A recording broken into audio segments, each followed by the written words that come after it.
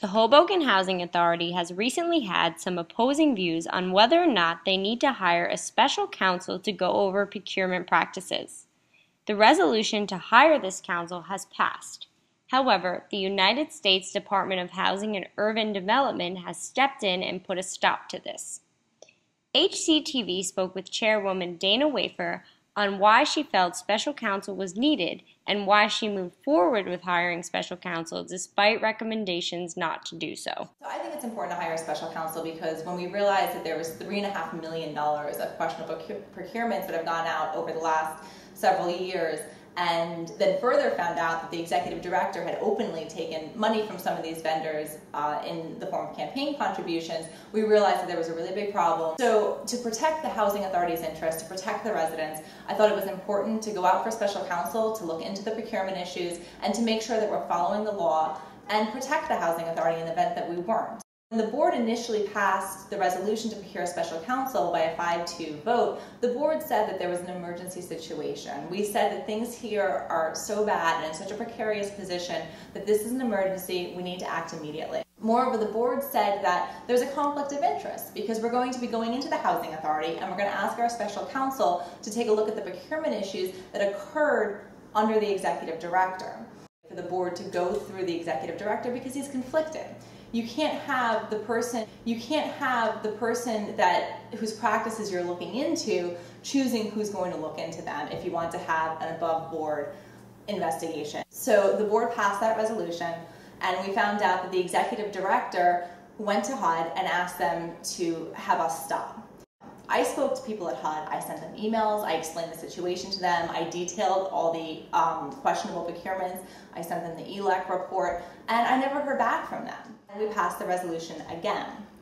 At that point, I emailed HUD and I said, we haven't heard anything from you. The board went out, we solicited quotations, this is a competitive rate, this is still an emergency, and unless we hear otherwise from you in writing, we're going to move forward. And I never got a response to that email either. Then we had an incident with the banking crisis where basically employees were not being paid, vendors were not being paid, and the landlords who received housing choice vouchers from us hadn't received their rent checks, and more than 2 weeks had passed by that they were late. Nobody told the board that these checks were late. So we decided in light of that we needed really to expand the contract of special counsel to include personnel issues.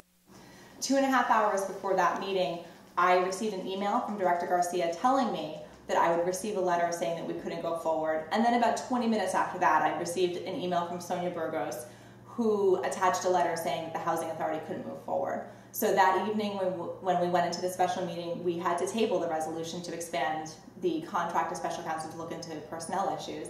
And that's where we are today.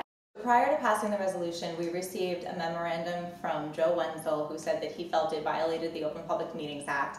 However, that turned out to be false because I actually advertised for the meeting myself when the Housing Authority said that they couldn't do it.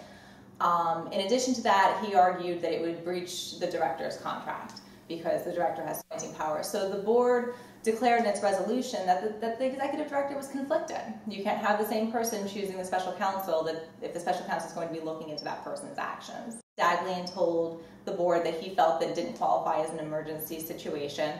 However, Daglian is also conflicted because Daglian's procurement is also going to be under the microscope with special counsel. Daglian did write a letter to the board several days after we passed the resolution saying that HUD was going to conduct a full investigation, that he had been advised by HUD that they were going to issue an official ruling. However, last week when I emailed Mr. Daglian and I asked him for all communications he had with HUD, he wrote me back an email saying that he had never communicated with HUD. So on the one hand, we have this letter where Daglian is saying that he was advised by Baluth Damar that we can't move forward, and on the other hand, I have an email from him saying that he never spoke to HUD. So both of those things cannot be true. In addition to that, I've seen the email from Baluth Damar, and that email says, we're reviewing the submitted documents and you can't move forward until we've gotten your response. I actually did not see that email until this week. The director refused to forward it to us, saying that it contained things that were personal in nature.